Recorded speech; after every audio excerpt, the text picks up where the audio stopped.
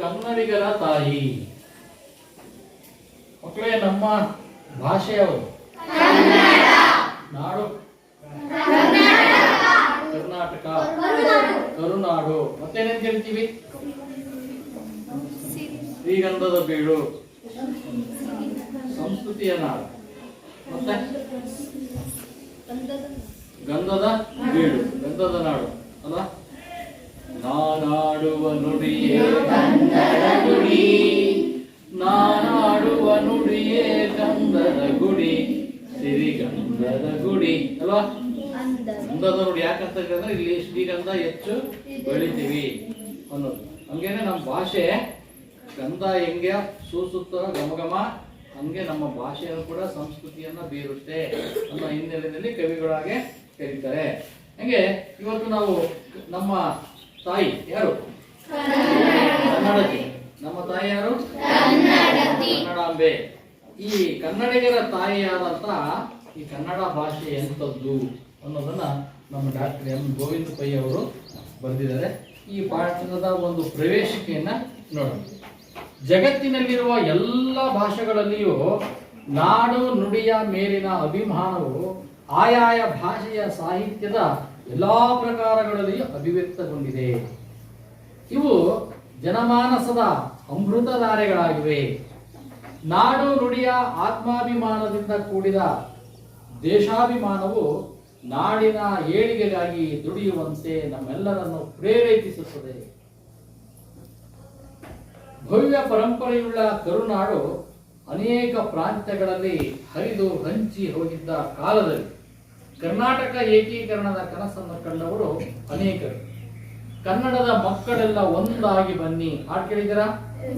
ಕನ್ನಡದ ಮಕ್ಕಳೆಲ್ಲ ಒಂದಾಗಿ ಬನ್ನಿ, ಅದೊಂದು ಸಿನಿಮಾದಲ್ಲಿ ಹಾಡಿದೆ. ಅನಂತರ ಉದಯವಾಗಲಿ ಚೆಲುವ ಕನ್ನನಾಡು, ಉದಯವಾಗಲಿ ನಮ್ಮ ಚೆಲುವ ಕನ್ನಡ ನಾಡು ಕೇಳಿದಿರಾ? ಆಮೇಲೆ ಬಾರಿಸು ಕನ್ನಡ ಡಿಂಡಿಮವ, ಓ ಕರ್ನಾಟಕ ಹೃದಯ ಶಿವ, ಬಾರಿಸು ಕನ್ನಡ ಡಿಂಡಿಮವ. ಅನಂತರ ಹಚ್ಚೇವು ಕನ್ನಡದ ದೀಪ, ಹಚ್ಚೇವು ಕನ್ನಡದ ದೀಪ, ಕರುನಾಡ ದೀಪ, ಸಿರಿನುಡಿಯ ದೀಪ, ಒಲವೆತ್ತಿ ತೋರುವ ದೀಪ, ಹಚ್ಚೇವು ಕನ್ನಡದ ದೀಪ. ಈ ಕವಿಗಳು, ಪ್ರತಿಯೊಬ್ಬ ಕವಿಗಳು ತಮ್ಮ ನಾಡಿನ ಬಗ್ಗೆ, ನುಡಿಯ ಬಗ್ಗೆ, ಭಾಷಾಭಿಮಾನ, ದೇಶಾಭಿಮಾನದ ಬಗ್ಗೆ ಕೃತಿಗಳನ್ನ, ಕಾವ್ಯಗಳನ್ನ, ರಚನೆಯನ್ನ ಮಾಡಿದ್ದಾರೆ.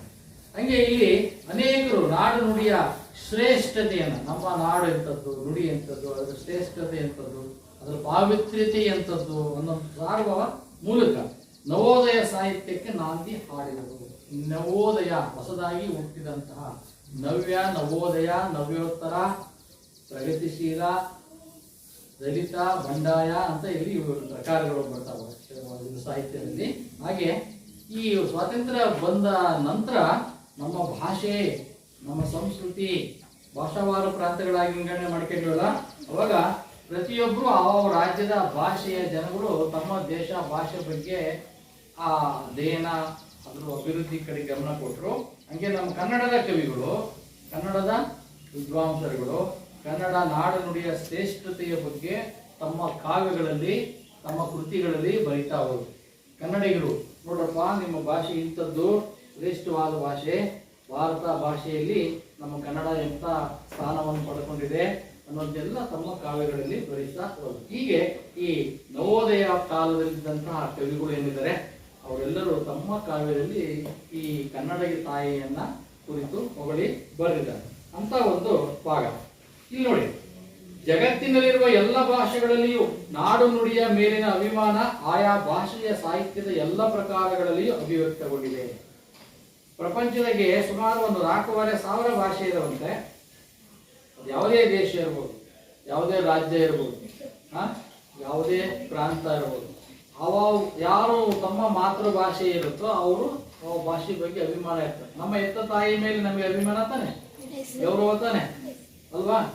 ನಮ್ಮ ಹೆತ್ತ ಭಾಷೆಯೇ ಕಲಿಸಿದ ಭಾಷೆ, ಆ ಮಾತೃಭಾಷೆಯ ಬಗ್ಗೆ ಎಲ್ಲ ಕವಿಗಳು, ಕಾದಂಬರಿಕಾರರು, ಕಥೆಗಾರರು, ವಿದ್ವಾಂಸರುಗಳು ಆ ಭಾಷೆಯ ಬಗ್ಗೆ, ಶ್ರೇಷ್ಠತೆಯ ಬಗ್ಗೆ, ಆ ನಾಡಿನ ಶ್ರೇಷ್ಠತೆಯ ಬಗ್ಗೆ ತಮ್ಮ ಕೃತಿಗಳಲ್ಲಿ ಬರಿತಾ ಬಂದಿದ್ದಾರೆ. ಎಲ್ಲ ಪ್ರಕಾರಗಳಲ್ಲೂ ಕಥೆ, ಕಾವ್ಯ, ನಾಟಕ, ಕಾದಂಬರಿ, ವಿಮರ್ಶೆ, ಹೀಗೆ ತಮ್ಮ ನಾಡು ನುಡಿಯ ಶ್ರೇಷ್ಠತೆಯನ್ನ ಬರೆಯೋದನ್ನ ಕಾಣ್ತೀವಿ. ಇವು ಜನಮಾನಸದ ಅಮೃತ ಧಾರೆಗಳಾಗಿವೆ. ಜನರಲ್ಲಿ, ಮನಗಳಲ್ಲಿ, ಎಲ್ಲ ಜನರ ಮನದಲ್ಲಿ ಏನಿದೆ? ಜನಪದ ಹಾಡುಗಳನ್ನು ಕೇಳಿದಿರಲ್ಲ, ಜನಪದ ಗೀತೆಗಳು ನೋಡಿ. ಅವರು ಕುರಿತೋದದೆಯೂ ಕಾವ್ಯ ಪ್ರಯೋಗ ಪರಿಣತಿ ಮತಿಗಳಂತಾರ. ಅಂದ್ರೆ ಅವ್ರು ಕುಂತು ನಮ್ಮ ನಿಮ್ಮಂಗ್ ಶಾಲೆ ಕುಂತು ಓದಲ್ಲ, ಆದ್ರೆ ಅವರು ಸಾವಿರಾರು ಪದ್ಯಗಳನ್ನ ಹಾಡ್ತಾರೆ ಅಲ್ವಾ. ಹುಟ್ಟೋ ಪದ, ಬೀಸೋ ಕಲ್ಲಿನ ಪದ, ಸುಗ್ಗಿ ಪದ, ಹೀಗೆ ಇದು ಶೋಭನೆ ಪದ, ಇವುಗಳೆಲ್ಲ ಹಾಡ್ತಾರೆ. ಅವರ ಮನಸ್ಸಿನಲ್ಲಿ ಏನಿತ್ತು ಜನರಲ್ಲಿ, ಅವುಗಳನ್ನು ವ್ಯಕ್ತಪಡಿಸಿದ್ರು ಜನಪದ ಗೀತೆಗಳ ಮುಖಾಂತರ. ಹಂಗೆ ಈ ಕವಿಗಳು ಕೂಡ ನಮ್ಮ ಜನರಲ್ಲಿ, ಜನರ ಮನದಲ್ಲಿ ಇರುವಂತಹ ಭಾಷಾ ಅಭಿಮಾನ, ಅವ್ರ ಸಂಸ್ಕೃತಿ, ನಡವಳಿಕೆ, ಒಳ್ಳೆಯ ಸುಸಂಸ್ಕೃತ ಇದು ಮನಸ್ಥಿತಿ, ಇವುಗಳನ್ನೆಲ್ಲ ಕವಿಗಳು ತಮ್ಮ ಕೃತಿಗಳಲ್ಲಿ ಬರೆದಿದ್ದಾರೆ. ಇವು ಜನಮಾನಸದ ಅಮೃತ ಧಾರೆಗಳು. ಅಮೃತ ಯಾವಾಗಲೂ ಜೀವವನ್ನ ಕೊಡುತ್ತೆ, ವಿಷ ಜೀವವನ್ನ ತೆಗೆಯುತ್ತೆ ಅಲ್ವಾ. ಅಮೃತ ಅಂದ್ರೆ ಬಹಳ ಪವಿತ್ರವಾದಂಥದ್ದು, ಜೀವ ಕಳೆಯನ್ನ ಹೊಂದಿರುವಂಥದ್ದು ಭಾಷೆ.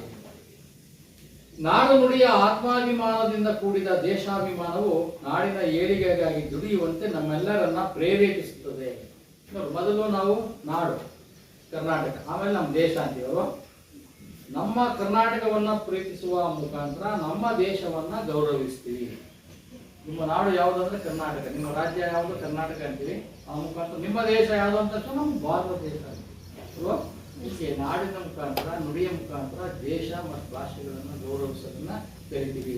ಆತ್ಮಾಭಿಮಾನ, ಆತ್ಮದಲ್ಲಿ ಅಭಿಮಾನ ಇರುವಂಥದ್ದು. ನಮ್ಮ ನಾಡು, ನಮ್ಮ ದೇಶ, ನಮ್ಮ ನಾಡು, ನಮ್ಮ ದೇಶ ಭಾರತ ಅಲ್ವಾ. ಇಂಥ ಒಂದು ಭಾವನೆಯನ್ನ ಜನಗಳಲ್ಲಿ ಮೂಡಿಸಿ ಏಳಿಗೆ ಆಗಬೇಕು. ಈ ದೇಶ ಏಳಿಗೆ ಆಗಬೇಕು ಅಂದ್ರೆ ಈ ಭಾಷೆ, ಜನ ಎಲ್ಲರೂ ಕೂಡ ಅಭಿವೃದ್ಧಿ ಆಗಬೇಕು. ಇದಕ್ಕೆ ಪ್ರೇರೇಪಣೆಯನ್ನು ನೀಡುತ್ತೆ. ಒಗ್ಗಟ್ಟಾಗ್ತೀವಿ ಎಲ್ಲರೂ ಅಲ್ವಾ. ನೀವು ಎಲ್ಲ ಒಂದೊಂದು ಊರಿನಲ್ಲಿ ಒಂದೊಂದು ಭಾಷೆ ಮಾತಾಡೋರು ಇರ್ತೀವಿ, ಒಂದೊಂದು ಭಾಗದಲ್ಲಿ ಇರ್ತೀವಿ. ಆದ್ರೆ ನೀವು ಯಾವ ನಾಡಿನವರು ಅಂತ ತಕ್ಷಣ ಕರ್ನಾಟಕದವರು, ಕನ್ನಡ ರೋಮಾಂಚನವಿ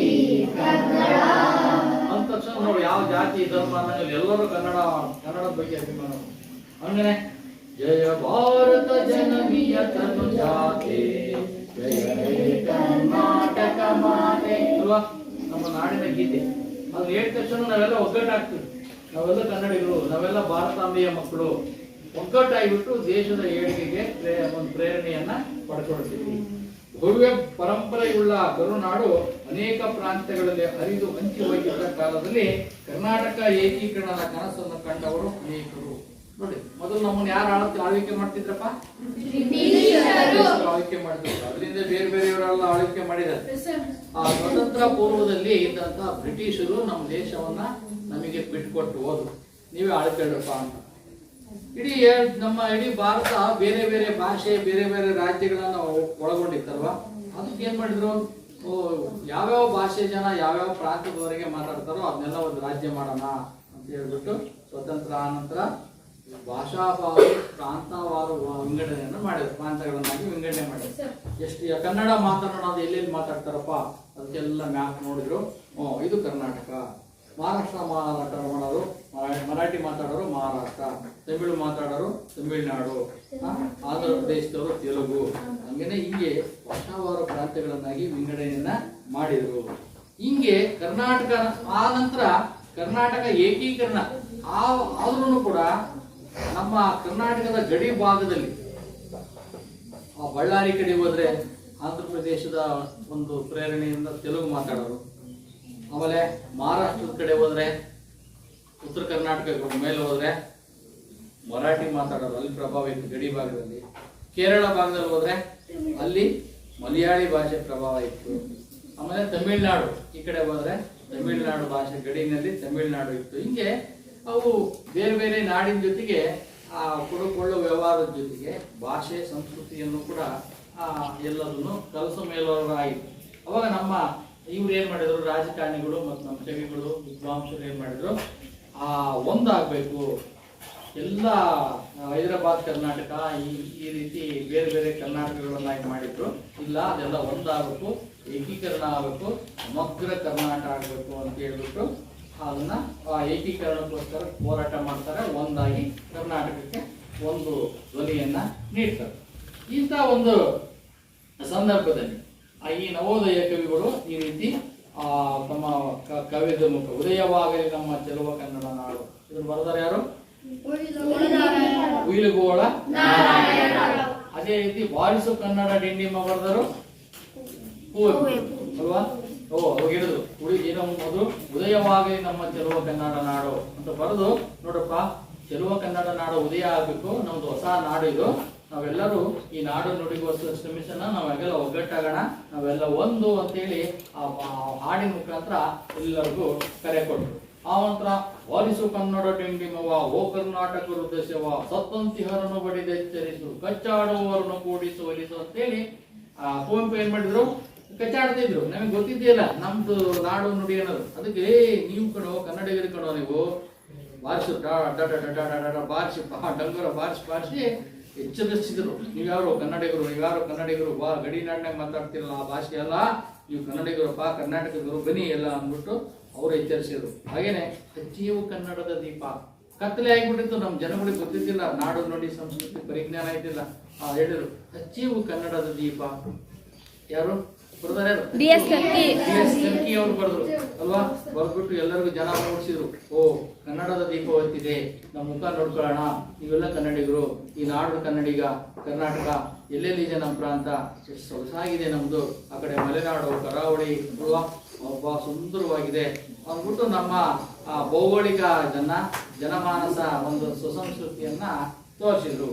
ಹಿಂಗೆ ಈ ನಾಡು ನುಡಿಯ ಶ್ರೇಷ್ಠತೆ ಮತ್ತು ಪಾವಿತ್ರ್ಯತೆಯ ಬಗ್ಗೆ ಎಲ್ಲ ಕವಿಗಳು, ನವೋದಯ ಕವಿಗಳು ಕವನಗಳಲ್ಲಿ ಬರೆದ್ರು. ಹಾಗೇನೆ ಅವರು ಕಥೆ ಕಾದಂಬರಿಗಳಲ್ಲೂ ಕೂಡ ಇದರ ವೈಭವವನ್ನ ಜನಗಳಿಗೆ ಓದಿನ ಮುಖಾಂತರ ಕೊಟ್ಟರು ಕವಿಗಳು. ಆ ನಂತರ ಕನ್ನಡಿಗರು ಒಗ್ಗೂಡಿಸುವ ಕಾರ್ಯವನ್ನ ಈ ಎಲ್ಲ ಕವಿಗಳು ಮಾಡ್ತಾರೆ. ಈ ನಿಟ್ಟಿನಲ್ಲಿ ಮೂಡಿ ಬಂದ ಕವನಗಳಲ್ಲಿ ಒಂದು ಈ ಕನ್ನಡಿಗರ ತಾಯಿ. ಇದನ್ನು ಬರೆದವರು ಯಾರು?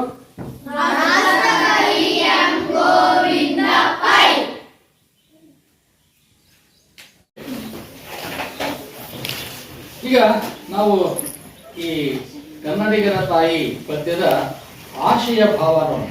ಈ ಕವಿ ಯಾಕೆ ಈ ಪದ್ಯ ಬರೆದ್ರು, ಈ ಪದ್ಯವನ್ನು ನಮಗೆ ಯಾಕೆ ಇಟ್ರು, ನಮ್ಮಲ್ಲಿ ಇದರಿಂದ ಏನು ಬದಲಾವಣೆ ಆಗಬೇಕು, ಏನು ಪ್ರೇರಣೆ ಪಡ್ಕೋಬೇಕು ಅನ್ನೋದೆಲ್ಲ ಇರುತ್ತೆ ನೋಡೋಣ. ಆಶಯ ಭಾವ ಇದು ಕರ್ನಾಟಕ ಏಕೀಕರಣದ ಪೂರ್ವದಲ್ಲಿ ಕನ್ನಡ ತಾಯಿಯನ್ನು ಸ್ತುತಿಸಿ ಬರೆದ ಕವನ.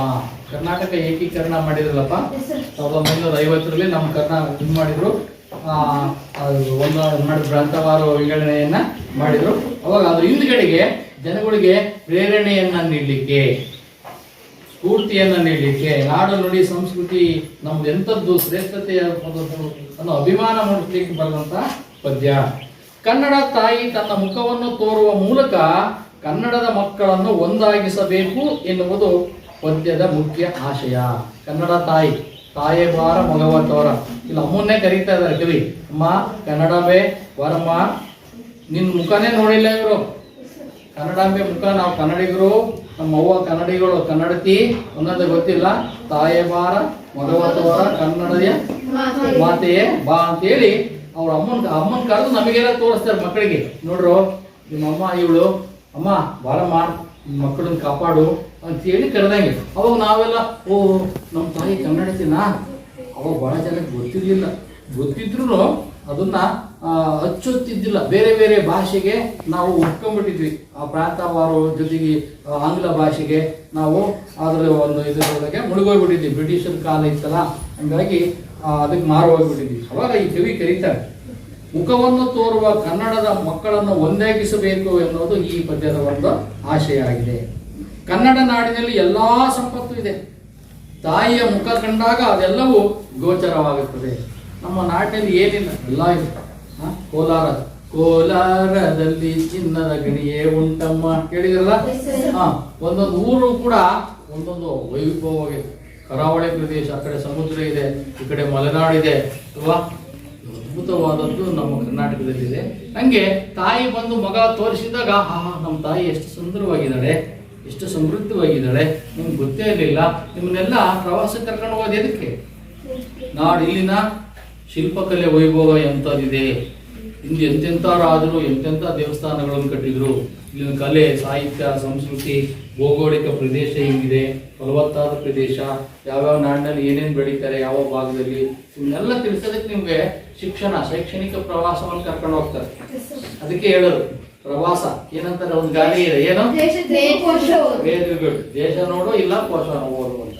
ದೇಶ ನೋಡಕ್ಕೆ ಟೂರ್ ಮಾಡೋ, ಪ್ರವಾಸ ಮಾಡೋ, ಅದಾಗಿಲ್ಲ ಅಂದ್ರೆ ಕೋಶ ಪುಸ್ತಕ ಓದಿದ್ರು ಈ ನಮ್ಮ ನಾಡು, ನಮ್ಮ ದೇಶದ ವೈಭವ ಏನು ಅನ್ನೋದನ್ನು ತಿಳ್ಕೋ ಅನ್ನೋದು ಆ ಕಾರ್ಯ ಮಾಡ್ತಾರೆ. ಹಂಗೆ ಇಲ್ಲಿ ನಮ್ಮ ತಾಯಿ ಎಂತವಳು ಅನ್ನೋದು ಅವಾಗ ಗೋಚರ ಆಗುತ್ತೆ. ಅದಕ್ಕೆ ತಾಯಿಯನ್ನು ಕರೀತಾರೆ. ಹೀಗೆ ಗೋಚರಿಸಿದಾಗ ಮಾತ್ರ ಕನ್ನಡ ತಾಯಿಯ ಕೀರ್ತಿ ಜಗತ್ತಿನಾದ್ಯಂತ ಪಸರಿಸಲು ಸಾಧ್ಯ. ಅದಕ್ಕಾಗಿ ಕನ್ನಡ ತಾಯಿ ಎಲ್ಲರ ನಡೆ, ನುಡಿ, ಆಚಾರ, ವಿಚಾರಗಳಲ್ಲಿ ನೆಲೆಯಾಗಬೇಕು. ಕನ್ನಡ ತಾಯಿ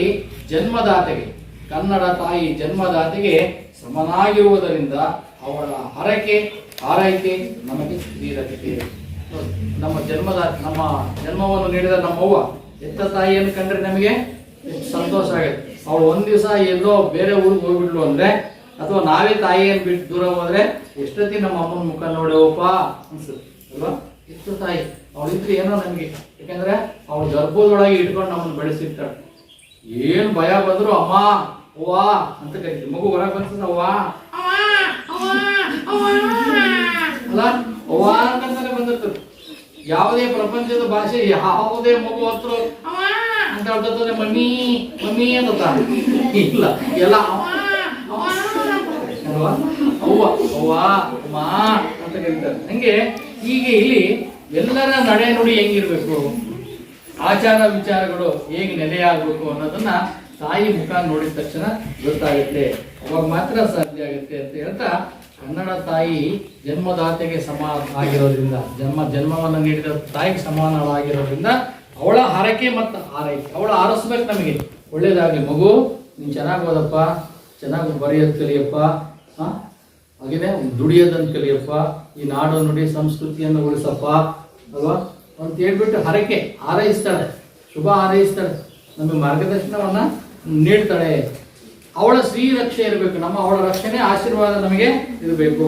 ಕನ್ನಡಿಗರಿಗೆ ಕನ್ನಡವೇ ಉಸಿರು, ಕನ್ನಡಿಗರ ಧಮನಿಗಳಲ್ಲಿಯೂ ಕನ್ನಡವೇ ಉಸಿರಾಗಬೇಕು. ಕನ್ನಡ ನಾಡು ನುಡಿಯ ಶ್ರೇಷ್ಠತೆ, ಭವ್ಯ ಪರಂಪರೆ, ಇತಿಹಾಸ, ಪ್ರಾಕೃತಿಕ, ಸಾಹಿತ್ಯಿಕ, ವಾಸ್ತುಶಿಲ್ಪಗಳ ಭವ್ಯತೆಯಿಂದ ಜಗತ್ತಿನೆಲ್ಲೆಡೆ ಹರಡಬೇಕೆಂಬುದು ಕವಿಯ ಒಂದು ಆಶಯವಾಗಿದೆ.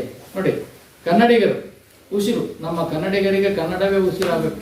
ನಾವು ಉಸಿರಾಡಿದ್ರು ಕನ್ನಡದಲ್ಲೇ ಉಸಿರಾಡಬೇಕು. ಅದೇನು ಸಹ ಬರ್ಕೊಂಡ್ಬಿಟ್ಟು ಮೂಗನೆಗೆ ಇರಿಸ್ಕೋಬೇಕಂದ್ರೆ ಅಲ್ಲ, ಕನ್ನಡದೇ ನಮ್ಮ ಉಸಿರಾಗಬೇಕಂದ್ರೆ ಕನ್ನಡದಲ್ಲಿ ಇದ್ದು ಇಲ್ಲಿನ ಭಾಷೆ, ಸಂಸ್ಕೃತಿ, ನಾಡು ನುಡಿ, ಜನ, ವಾತಾವರಣ, ಇಲ್ಲಿ ಬೆಳೆಯುವ ಬೆಳೆಗಳು, ಇವು ಎಲ್ಲವುಗಳನ್ನು ಪ್ರೀತಿಸಬೇಕು, ಗೌರವಿಸ್ಬೇಕು, ಅವುಗಳನ್ನ ಬೆಳೆಸ್ಬೇಕು ಅಲ್ವಾ. ಹಿಂಗೆ ಕನ್ನಡಿಗರಿಗೆ ಕನ್ನಡವೇ ಉಸಿರಾಗಬೇಕು, ಇಂಗ್ಲೀಷ್ ಆಗಬಾರ್ದು. ಬಹಳ ಜನ ಇಂಗ್ಲೀಷು ಅಥವಾ ಬೇರೆ ಭಾಷೆಯಲ್ಲಿ ಕಲಿಯಕ್ಕೆ ಹೋಗ್ತೀವಿ, ಅದು ಆ ಕಡೆ ಇಲ್ಲ ಈ ಕಡೆ ಇಲ್ಲ. ಏನೇ ಆಗಲು ನಮ್ಮ ಎತ್ತ ತಾಯಿ ಕನ್ನಡವೇ, ಮಲತಾಯಿ ಇಂಗ್ಲೀಷ್ ಅಲ್ವಾ. ಅವಳು ಬೇಕು, ನಮ್ಮ ಚಿಕ್ಕಮ್ಮ ದೊಡ್ಡಮ್ಮಗಳು ಬೇಕು ಅಲ್ವಾ. ಅವ್ರ ಅಕ್ಕ ತಂಗಿ ಇದ್ದಂಗೆ ಎಲ್ಲರೂ ಅಲ್ವಾ. ನಮ್ಮ ಭಾರತದಾಗ ಎಲ್ಲ ಭಾಷೆಗಳು ಅಕ್ಕ ತಂಗಿ ಇದ್ದಂಗೆ ಅಲ್ವಾ. ಆದ್ರೂ ನಮ್ಮ ಎತ್ತ ತಾಯಿ ನಮಗೆ ಮೊದಲು ಎತ್ತ ತಾಯಿಯನ್ನು ಗೌರವಿಸೋಣ, ಚಿಕ್ಕಮ್ಮ ದೊಡ್ಡಮ್ಮಗಳನ್ನು ಪ್ರೀತಿಸೋಣ, ಅವ್ರನ್ನೂ ಮಾಡೋಣ. ಆದರೆ ಯಾರು ಶ್ರೇಷ್ಠ ಅಂತ ಬಂದ್ರೆ ನಾವು ಓಡೋಗಿ ನಮ್ಮ ಅಮ್ಮನ ಹತ್ರನೇ ಹೋಗ್ತೀವಲ್ವಾ, ನಮ್ಮ ತಾಯಿ ಶ್ರೇಷ್ಠ ಅಂತೀವಿ. ತಮಿಳರು ಅವ್ರ ತಾಯಿ ಶ್ರೇಷ್ಠ ಅಂತಾರೆ ಅಲ್ವಾ. ಅವರವರ ಭಾಷೆ ಅವರವರು. ಸರಿ, ಹೀಗೆ ಕನ್ನಡ ನಾಡು ನುಡಿಯ ಶ್ರೇಷ್ಠತೆ, ಈ ನಮ್ಮ ನಾಡು ನುಡಿ ಎಂಥ ಶ್ರೇಷ್ಠತೆಯನ್ನ ಒಳಗೊಂಡಿದೆ, ಯಾವ್ಯಾವ ಮಹಾರಾಜರು, ಯಾವ್ಯಾವ ವಂಶಸ್ಥರು ಈ ನಾಡನ್ನ ಎಷ್ಟು ಸಾವಿರಾರು ವರ್ಷಗಳಿಂದ ಆಳ್ವಿಕೆ ಬಂದರೆ ಅನ್ನೋದನ್ನ, ಆಮೇಲೆ ಭವ್ಯ ಪರಂಪರೆ ಹೆಂಗಿದೆ, ಇಲ್ಲಿ ಪರಂಪರೆಯಿಂದಲೂ ಕೂಡ ಯಾರ್ಯಾರು ನಮ್ಮ ಕನ್ನಡವನ್ನ ಬೆಳೆಸಿದ್ದಾರೆ, ಇತಿಹಾಸ ಎಂಥದ್ದು, ಜೊತೆಗೆ ಪ್ರಾಕೃತಿಕ, ಸಾಹಿತ್ಯಿಕ, ವಾಸ್ತುಶಿಲ್ಪ. ಪ್ರಾಕೃತಿಯಲ್ಲಿ ನೋಡು, ಜೋಗ ಜಲಪಾತ ಇದೆ, ಅಲ್ವಾ? ಅನೇಕ ನದಿಗಳು ಇದಾವೆ, ಜಲಪಾತಗಳನ್ನು ನಾವು ನೋಡ್ತೀವಿ, ಹಾಗಾದ್ರೆ ಬೆಟ್ಟ ಗುಡ್ಡಗಳನ್ನು ನೋಡ್ತೀವಿ, ಚಿನ್ನದ ಗಣಿಯನ್ನು ನೋಡ್ತೀವಿ ಅಲ್ವಾ, ಗಂಧದ ಬೀಡನ್ನು ನೋಡ್ತೀವಿ. ಅನೇಕ ಪ್ರಾಕೃತಿಕ ವೈಭವವನ್ನ ನಮ್ಮ ಕರ್ನಾಟಕದಲ್ಲಿ ಇರೋದನ್ನ ಕಾಣ್ತೀವಿ. ಆಮೇಲೆ ಸಾಹಿತ್ಯಿಕವಾದ ಒಂದು ಶ್ರೇಷ್ಠತೆ ಅಂದ್ರೆ ನಮ್ಮಲ್ಲಿ ಪಂಪ, ರನ್ನ, ಜನ್ನ, ಪೊನ್ನ, ಕುಮಾರವ್ಯಾಸ ಅಲ್ವಾ, ಸಾವಿರಾರು ವರ್ಷದಿಂದ ಬರ್ಕೊಂಡು ಬಂದಾರೆ. ಆಮೇಲೆ ಬಸವಣ್ಣ, ಅಕ್ಕಮಹಾದೇವಿ, ಅಲ್ಲಮ್ಮ ಪ್ರಭು ಅಂತ ಶ್ರೇಷ್ಠ ವಚನಕಾರರು, ಪುರಂದರದಾಸರು, ಕನಕದಾಸರು ಅಂತ ದಾಸ ಶ್ರೇಷ್ಠರು ಅಲ್ವಾ, ಕುವೆಂಪು, ಬೇಂದ್ರೆ, ಜ್ಞಾನಪೀಠ ಪ್ರಶಸ್ತಿ ಶಿವರಾಮ್ ಅಂತೂ ಇತ್ತೀಚಿನ ಎಲ್ಲಾ ಕವಿಗಳು ಇದಾರಲ್ಲಪ್ಪ. ಈಗಿನ ಎಲ್ಲ ಕವಿಗಳು ಸಾಹಿತ್ಯಿಕವಾಗಿ ತಮ್ಮ ಕೃತಿಗಳನ್ನು ಬರೆದು ಶ್ರೇಷ್ಠತೆಯನ್ನ ತಂದುಕೊಟ್ಟಿದ್ದಾರೆ. ಇನ್ನು ವಾಸ್ತುಶಿಲ್ಪಗಳು ಬೇಲೂರು, ಹಳೆಬೀಡು, ಹಂಗೇನೆ ಹಂಪೆ, ಹೊಸಪೇಟೆ ಹೋಗಿದಿರಲ್ಲ, ಎಲ್ಲಾ ಕಡೆ ಎಲ್ಲ ಕಡೆಗೂ ಶಿಲ್ಪ ಕಲೆಗಳು, ಐಹೊಳೆ, ಪಟ್ಟದಕಲ್ಲು ಎಲ್ಲ ಕಡೆ, ಮೈಸೂರು, ಶ್ರೀರಂಗಪಟ್ಟಣ ಎಲ್ಲ ಕಡೆಗೂ ದೇವಸ್ಥಾನಗಳು, ವಾಸ್ತುಶಿಲ್ಪ, ಭವ್ಯವಾದ ದೇವಸ್ಥಾನಗಳನ್ನ ಕಲ್ಲಿನಲ್ಲಿ ಹೂವು ಹರಡಿಸಿದಂಗೆ ಹರಡಿಸಿದ್ದಾರೆ.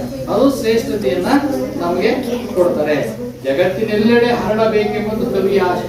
ಜಗತ್ತಿನಾದ್ಯಂತ ನಮ್ಮ ನಾಡು, ನುಡಿ, ಸಂಸ್ಕೃತಿ, ಇತಿಹಾಸ, ಪರಂಪರೆ, ವಾಸ್ತುಶಿಲ್ಪ, ಸಾಹಿತ್ಯ ಇವೆಲ್ಲವುಗಳು ಎಷ್ಟೊಂದು ಶ್ರೇಷ್ಠ ಅನ್ನೋದನ್ನ ಜಗತ್ತಿನೆಲ್ಲೆಡೆ ನಾವು ಪ್ರಸಾರ ಮಾಡಬೇಕು. ನಾನು ಈ ದೇಶಕ್ಕೆ, ಈ ನಾಡಿನಿಂದ ಬೇರೆ ರಾಜ್ಯ, ಅಲ್ಲಿಂದ ಬೇರೆ ದೇಶಗಳಿಗೆಲ್ಲ ಹೋಗಿ ನಮ್ಮ ಭಾಷೆ ಎಂಥದ್ದು, ಶ್ರೇಷ್ಠತೆ ಅನ್ನುವಂಥದ್ದು, ಸಂಸ್ಕೃತಿ ಎಂಥದ್ದು, ಕನ್ನಡ ಅಂದ್ರೆ ಎಂಥ ಶ್ರೇಷ್ಠವಾದ್ದು ಅನ್ನೋದನ್ನ ನಾವು ಪ್ರಚಾರ ಮಾಡಬೇಕು, ಜಗತ್ ಪ್ರಸಿದ್ಧಿ ಮಾಡಬೇಕು ನಮ್ಮ ನಾಡನ್ನ ಅಂತ ಹೇಳಿ ನಾವು ನೀವೆಲ್ಲ ಮನಸ್ಸಿನಲ್ಲಿ ಸಂಕಲ್ಪ ಮಾಡಬೇಕು.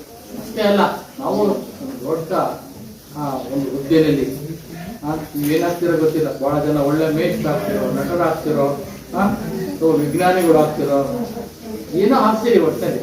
ಅವಾಗ ಬೇರೆ ಬೇರೆ ನಾಡು, ದೇಶಕ್ಕೆ ಹೋದಾಗ ನನ್ನ ಭಾಷೆ ಕನ್ನಡ, ನಮ್ಮ ನಾಡು ಕನ್ನಡ, ನನ್ನ ತಾಯಿ ಕನ್ನಡ, ಕನ್ನಡ ಅಂದ್ರೆ ಏನು, ಅದು ಶ್ರೇಷ್ಠತೆ ಏನು ಅನ್ನೋದನ್ನು ಜನಗಳಿಗೆ, ಬೇರೆಯವರಿಗೆ ಮುಟ್ಟಿಸ್ಬೇಕು, ಪರಿಚಯ ಮಾಡಬೇಕು ಅನ್ನೋದು ನಮ್ಮ ಗುರಿ ಆಗಬೇಕು, ಉದ್ದೇಶ ಆಗಬೇಕು, ಆಶಯ ಆಗಬೇಕು ಅಂತೇಳಿ ಈ ಕನ್ನಡಿಗರ ತಾಯಿ ಪದ್ಯದ ಮುಖಾಂತರ ನಾವು ತಿಳ್ಕೊಳ್ಳೋಣ.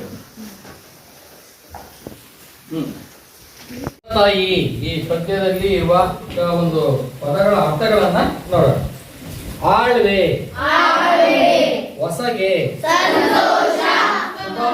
ಶುಭವಾರ್ತೆ, ಕಾರ್ಕಳ,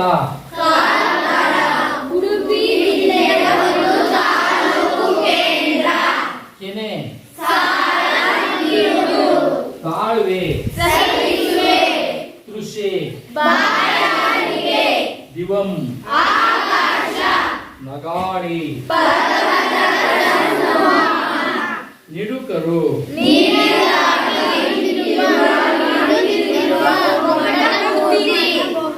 ಹಸಿರು, ಗಿಳಿಯ ಕೊಳ, ಬೇಲನಾಡು, ಮೊಗ, ನತೆ, ಶರ್ವ, ಸುರಭಿ, ನಂದಿನಿ.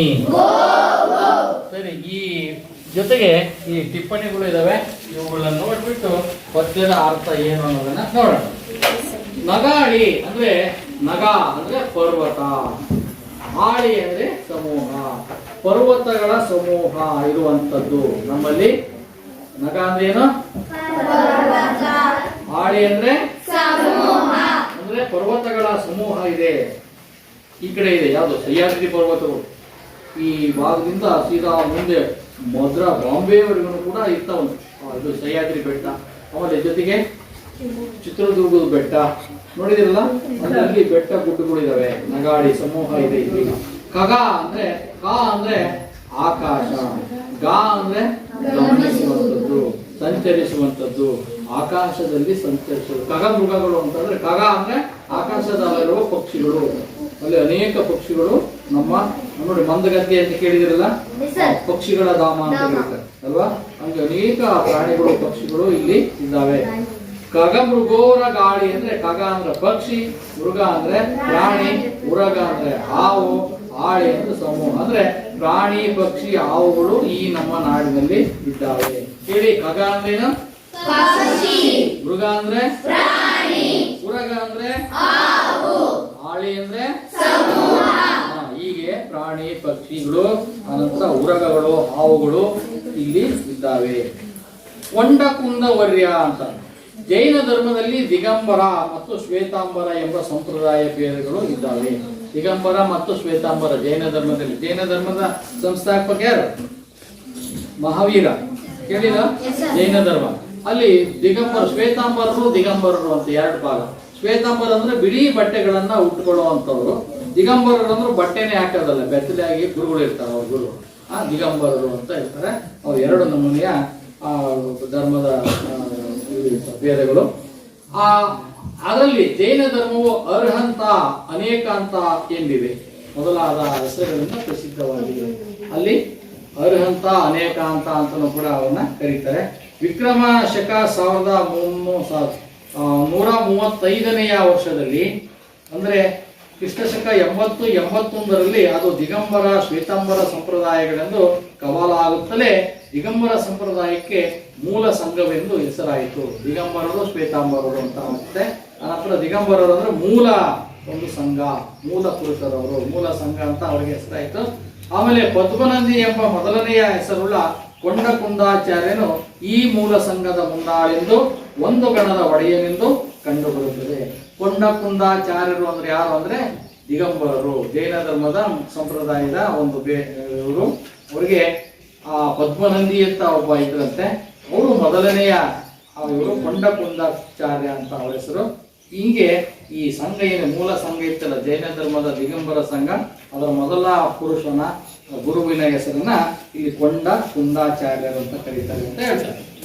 ಆಮೇಲೆ ಹಿಂಗತೆ ಇನಿವಾಲ ಸೊಲ್ಲ. ಹಿಂಗತೆ ಹಿಂದಿನ ಕತೆ, ಹಿನ್ನೆಲೆಯ ಕತೆ.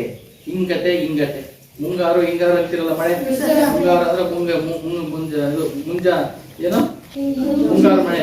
ಈ ಮಳೆ ಮಳೆಗಾಲಕ್ಕಿಂತ ಮುಂಚೆ ಆರಂಭ ಆಗಂತವು. ಆಮೇಲೆ ಹಿಂಗಾರು ಅಂದ್ರೆ ಆ ನಂತರ ಕೊನೆಗೆ ಬರೋ ಅಂತವು. ಹಿಂಗೆ ಇಲ್ಲಿ ಹಿಂಗಾಲು, ಮುಂಗಾಲು, ಹಿಂದಲೆ, ಮುಂದಲೆ ಕೇಳಿದ್ರಲ್ಲ. ಹೀಗೆ ಅಂಶಿ ಸಮಾಸ ಅಂತ ಹೇಳಿ ಕರೀತಾರೆ ಅದಕ್ಕೆ. ಸರಿ, ಹಿನ್ನೆಲೆಯ ಕತೆ. ಹಿಂಗತೆ ಏನೇನಿದೆಯಪ್ಪ? ಈಗ ಉದಾಹರಣೆ ಬೇಲೂರು, ಹಳೆಬೇಡು, ಶ್ರೀರಂಗಪಟ್ಟಣ, ಆ ಕಡೆ ಏನು ಹಂಪೆ, ಆ ಕಡೆ ಹೋದ್ರೆ ಮೈಸೂರು, ಇವೆಲ್ಲ ಒಂದು ಕಥೆ ಇದೆ. ಇಂತಿಂತ ರಾಜರು ಆಳಿದ್ರು, ವಿಜಯನಗರದ ಆಳಿಸಿದ್ರು, ಚೋಳರು ಆಡಿದ್ರು, ಹೊಯ್ಸಳರು ಆಡಿದ್ರು, ಇವರೆಲ್ಲ ಹೇಳ್ತೀವಲ್ಲ. ಆ ಶಿಲ್ಪಕಲೆಗೆ ಇರುವ ಒಂದು ಕತೆ. ಅವ ಶಿಲ್ಪಕಲೆಯನ್ನು ಯಾರ್ಯಾರು ಕಟ್ಟಿದ್ರು, ಯಾವ ವಂಶದವ್ರು ಕಟ್ಟಿದ್ರು ಅನ್ನೋದನ್ನ ತೋರಿಸುವ ಕಥೆಗಳನ್ನ ಕೇಳಿದ್ವಿ. ಹಿಂಗತೆ. ಇನಿದು ಅಂದ್ರೆ ಇನಿದಾದ, ಸವಿಯಾದ, ರುಚಿಯಾದ ಅಂತೇಳಿ. ಇನಿದು ಅಂತಂದ್ರೆ ಇನಿತು, ಇನಿ ಅಂದ್ರೆ ಸವಿಯಾದ ಮಾತು, ಸವಿಯಾದ ಸಂಸ್ಕೃತಿ ಅಂತೇಳಿ. ರುಚಿಯಾದ ಅಂತ. ಪಾಲು ಅಂದ್ರೆ ಹಾಲು, ಪಾಲು ಪಾವು ಅಂತ ನೋಡು. ಈ ಮಕ್ಕಳಿಗೆ ಈ ಪಾವು ಪಾವು ಅಂತ. ಪಾವು ಅಂದ್ರೆ ಹಾಲು ಅಂದ್ರೆ ವಾಮ ಹಾಪ ಭೇದ ಅಂತ ಕನ್ನಡದಲ್ಲಿ. ವಾಮ ಹಾಪ ಭೇದ ಅಂತೇಳಿ ಬರುತ್ತೆ. ಅದ್ರ ಪಾಲು ಅನ್ನೋದ್ರೆ ಹಾಲು ಅಂತೇಳಿ. ಸೊಲ್ಲು ಅಂದ್ರೆ ಮಾತು. ಹಿನ್ನೆಲೆಯ ಕತೆ. ಸವಿಯಾದ ಹಾಲಿನಂತಿರುವ ಮಾತುಗಳಿಂದ ಕೂಡಿದೆ. ನಮ್ಮ ಕನ್ನಡ ಹೆಂಗಿದೆ ಅಂದ್ರೆ ಸವಿಯಾದ ಮಾತುಗಳಿಂದ ಕೂಡಿರುವಂತಹ ಒಂದು ಭಾಷೆ. ಹಿಂಗತೆ ಇನಿವಾಲ ಸೊಲ್ಲ. ಹಿಂದಿನ ಕಥೆಗಳನ್ನು ಕೇಳಿದ್ರೆ ಬಹಳ ಸವಿಯಾಗಿ ಇದೆ. ಹಿಂದಿನ ಇತಿಹಾಸವನ್ನು ಕೇಳಿದ್ರೆ ಖುಷಿಯಾಗುತ್ತಲ್ಲ ನಮಗೆ. ಹಿಂದೆ ಬೇಲೂರು, ಹಳೆಬೇಡು, ಹೊಸಪೇಟೆ ಅವನ್ನೆಲ್ಲ ಹಿಂದೆ ಯಾರ್ಯಾರು ಕಟ್ಟಿದ್ರು, ಯಾರ್ಯಾರು ಆಳ್ವಿಕೆ ಮಾಡಿದ್ರು ಅನ್ನೋದೆಲ್ಲ ಕೇಳಿದಾಗ ಸಂತೋಷ ಆಗುತ್ತೆ. ಆನಂತರ ಎಮ್ಮ ತೃಷೆಗೆ ದಕ್ಕಿಸು. ಎಮ್ಮ ಅಂದ್ರೆ ನಮ್ಮ, ನಮ್ಮ ತೃಷೆ ಅಂದ್ರೆ ದಾಹ, ಬಾಯಾರಿಕೆ. ದಕ್ಕಿಸು ಅಂದ್ರೆ ನೀಡು. ನಮಗೆ ಬಾಯಾರಿಕೆಯಾದಾಗ ನೀಡುವಂಥದ್ದು. ಕರ್ನಾಟಕ ಶಿಲ್ಪಕಲೆಯ ಇತಿಹಾಸ ತಿಳ್ಕೊಳ್ಬೇಕೆಂಬ ದಾಹವುಳ್ಳ, ಬಯಕೆಯುಳ್ಳ ನಮಗೆ ಇದನ್ನು ನೀಡುತ್ತೆ. ನಮಗೆ ದಾಹ, ಜ್ಞಾನದ ದಾಹ ಇರೋನು ಜಾಣ ಆಗ್ತಾನೆ, ಹೊಟ್ಟೆ ದಾಹ ಇರೋನು ಹೊಟ್ಟೆ ರೋಗಿ ಆಗ್ತಾನೆ. ತಿಂತೀನಿ ಅಲ್ವಾ? ಅದು ಇರ್ಬೇಕು, ದಾಹ ಇರಬೇಕು, ಬಾಯಾರಿಕೆ ಹಸಿವು ಇರಬೇಕು, ದಾಹ ಇರಬೇಕು. ನಾನು ತಿಳ್ಕೊಬೇಕು, ಇನ್ನೂ ತಿಳ್ಕೊಬೇಕು ಅನ್ನೋ ಒಂದು ದಾಹ ಅಂತ ಕೇಳ್ತಾರೆ. ಹಿಂಗೆ ಎಮ್ಮ ತೃಷೆಗೆ ದಕ್ಕಿಸು ಅಂತಂದ್ರೆ ನಮಗೆ ಬಾಯಾರಿಕೆಯನ್ನ, ನನಗೆ ಹಸಿವೆ ಇದೆ, ದಾಹ ಇದೆ, ತಿಳ್ಕೋಬೇಕು ಅನ್ನೋ ಒಂದು ಇದು ಏನು ಆಸೆ ಇದೆ, ಬಯಕೆ ಇದೆ. ಅವುಗಳನ್ನ ಈಡೇರಿಸು ಬಾತಾಯೇ ತಾಯಿಯ ಬಾರಿ ಮಗವತ್ತವರು ನಮಗೆ ಈ ನಾಡಿನ ನಿನ್ನೊಳಗೆ ಏನೇನಿದೆ ಎಲ್ಲದನ್ನು ನಮ್ಮ ಮಕ್ಕಳಿಗೆ ಹೇಳ್ಬಾ ಅಂತೇಳಿ ತಾಯಿಯನ್ನು ಆಹ್ವಾನಿಸೋದು ಕರ್ಕೊಂಬರ್ತಿದ್ದಾರೆ. ಅಮ್ಮ ಬಾಯಿಲಿ ನಿನ್ನ ಮಕ್ಕಳಿದ್ದಾರೆ, ಇವ್ರಿಗೆಲ್ಲ ನೀನು ತೋರಿಸ್ಬೇಕು ನಾನು ಆರಾಮ ಇಲ್ಲಿ ಅಂದ್ಬಿಟ್ಟು ಆ ತಾಯಿ ಒಳಗೆ ಏನೇನಿದೆ ನಾಡ ನುಡಿಯ ವೈಭವ ಏನಿದೆ ಅನ್ನೋದನ್ನು ಈ ಪದ್ಯದೊಳಗೆ ಕವಿಗಳು ತುಂಬಿ ಕೊಡ್ತಾರೆ. ಅದನ್ನ ಪದ್ಯವನ್ನು ಆಮೇಲೆ ನೋಡೋಣ.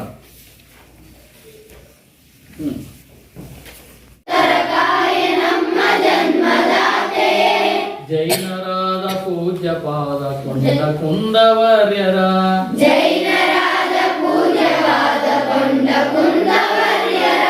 ಮಧ್ವಯತಿಯೇ ಬಸವಪತಿಯ ಮುಖ್ಯ ಮತಾಚಾರ್ಯರ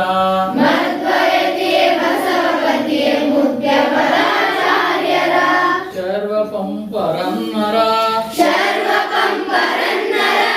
ಲಕ್ಷ್ಮೀಪತಿ ಜನ್ನರ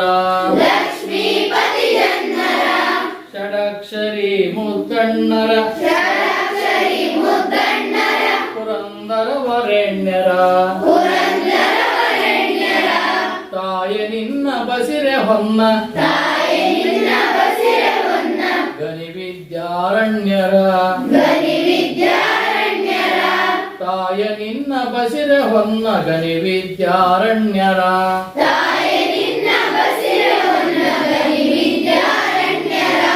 ತಾಯಿ ಬಾರ ಮೊಗವ ತೋರ ಕನ್ನಡಿಗರ ಮಾತೆಯೇ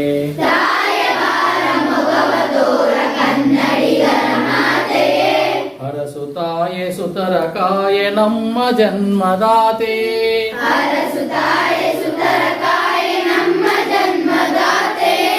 ಹಳೆಯ ಬೀಡ ಬೇಲನಾಡ ಮಾಡ ಮೆನಿತ ಸುಂದರಂ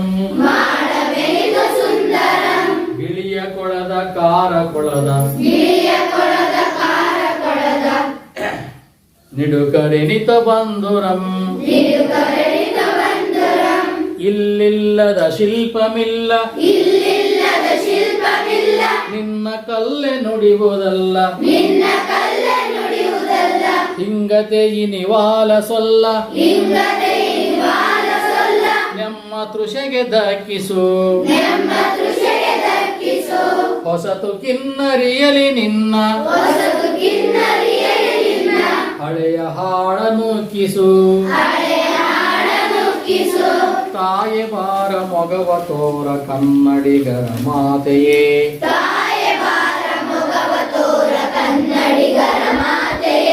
ಹರಸು ತಾಯಿ ಸುತರ ಕಾಯೆ ನಮ್ಮ ಜನ್ಮದಾತೆಯೇ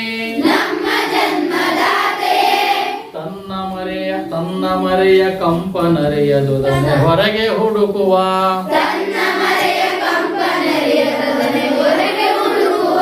ಮೃಗದ ಸೇಡು ನಮ್ಮ ಪಾಡು ಪರರ ನುಡಿಗೆ ಮಿಡುಕುವ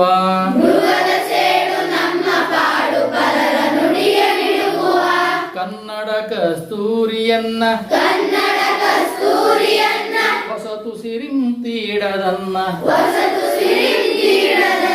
ಸುರಭಿಯಲ್ಲಿ ನೀನದನ್ನ ನವಶಕ್ತಿಯ ನೆಬ್ಬಿಸು ಹೊಸ ಸುಗಂಧ ದೊಸಗೆಯಿಂದ ಜಗದಿ ಹೆಸರ ಹಬ್ಬಿಸು ತಾಯಿ ಬಾರ ಮೊಗವ ತೋರ ಕನ್ನಡಿಗರ ಮಾತೆಯೇ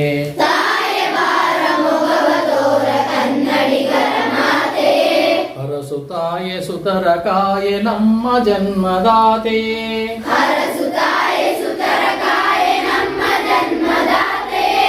ನಮ್ಮೆದೆಯಂ ತಾಯೆ ಬಲಿಸು ಎಲ್ಲರ ಬಾಯಲ್ಲಿ ನೆಲೆಸು ನಮ್ಮ ಮನವನೊಂದೆ ಕಲಸು ಇದನೊಂದನೆ ಕೋರುವೆ ನಿನ್ನ ಮೂರ್ತಿ ಜಗತ್ಕೀರ್ತಿ ಎಂದಿಗೆ ಮಗೆ ತೋರುವೆ ನಿನ್ನ ಮೂರ್ತಿ ಜಗತ್ಕೀರ್ತಿ ಎಂದಿಗೆ ಮಗೆ ತೋರುವೆ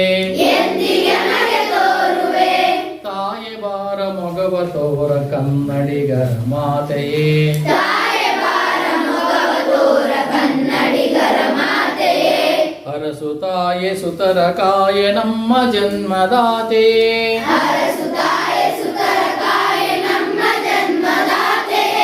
ನಮ್ಮ ಜನ್ಮದಾತೆ ನಮ್ಮ ಜನ್ಮದಾತೆ